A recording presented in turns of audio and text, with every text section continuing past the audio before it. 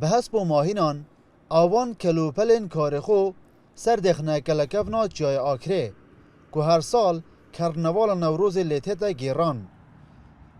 پتری هیوه که مایه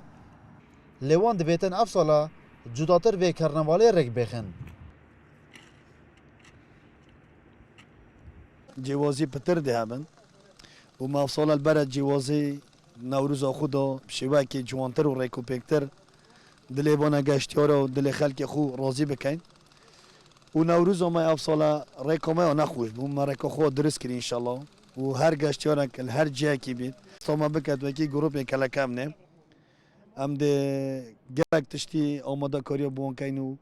و درجه مش انشالله ده گلک خوش بن و ده گلک ریکو پیک بن اذیت ناگین تکسه که و نبس مکومه چکری بو کملا ولا نوروزه ما چکری بو مستقبل تا 100 سال تا 200 سال دیگه که گشتیار قصد کلکم بکن بین باجر مشغول بکد و اف مخبرت ما که تو بینی یه میجه درجه نینه افسالا صدا کسین خوبخش برهون بر روژا آگری نوروزه دکار وان بسانایتر بید لچاف نوروزین چویی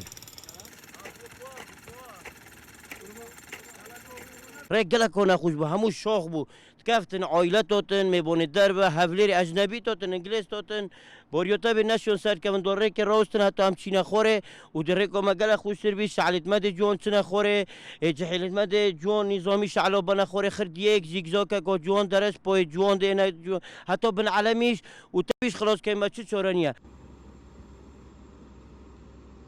هر دیسان لسرگیری لآکره نوکه کار لسر برفره کرنا ویده تکرن که 1000 مترین دیتر ده برفره بید بر روژا آگری نوروز و بریاره جوانترین و مزنترین کرنوالا سرسالا کردی لآکری افساله بریبه بچیتن دلبرین غازی کرسات نیوز آکره